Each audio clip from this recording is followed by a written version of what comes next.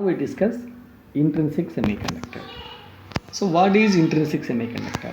Intrinsic semiconductor means a pure semiconductor is called as intrinsic semiconductor. And the corresponding examples are pure elements of germanium and silicon are the best examples for intrinsic semiconductor.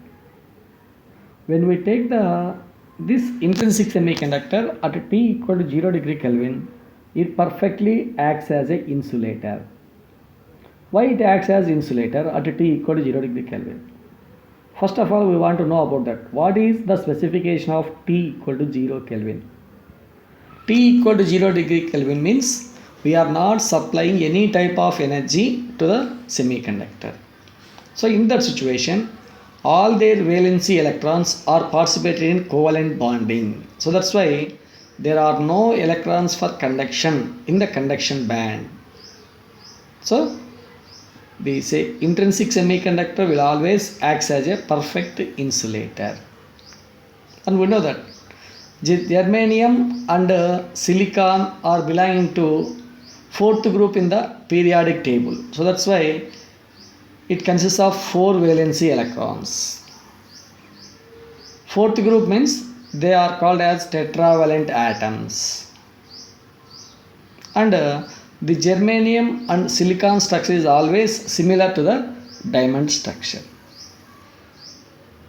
So here, to gain the stability of germanium and silicon atoms, every germanium atom forms 4 covalent bonds with the surrounding 4 germanium atoms by sharing of their valency electrons.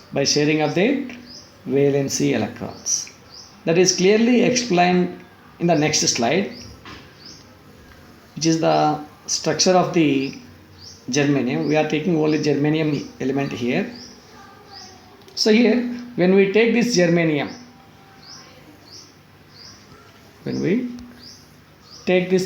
atom, the germanium atom having 4 valency electrons, 1, 2, 3, 4. This germanium atom forms 4 covalent bonds with the surrounding 4 germanium atom. This is the first surrounding germanium atom, second, third and fourth germanium atoms. With these surrounding 4 germanium atoms, by sharing of their valency electrons, these 4 valency electrons, it forms 4 covalent bondings. But when we take the semiconductor T equal to 0 degree Kelvin, all these valency electrons are always participated in covalent bonding. So that's why there are no electrons for conduction. But what will happen? Slowly, when we are raising the temperature of the semiconductor, what will happen? When we are raising the temperature of the semiconductor, by breaking the covalent bonding, the electron will excite from valency band to conduction band.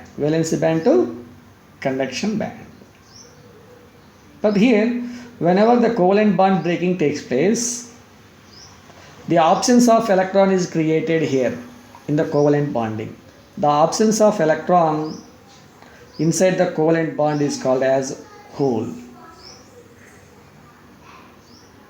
Slowly, when we are raising the temperature, more number of covalent bondings breaking takes place and more number of electrons will excite.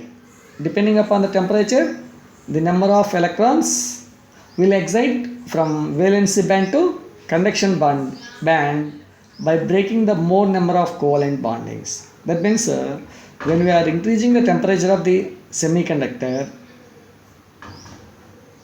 more number of electrons will accumulate in the conduction band. So that's why the corresponding conductivity also increases in intrinsic semiconductor. But here we are discussing about the Fermi level in intrinsic semiconductor. So what is Fermi level? We already discussed about this concept. Fermi level means if we take any system At T equal to 0 degree Kelvin, what is the highest occupied energy level? For understanding this, we are taking one small system here.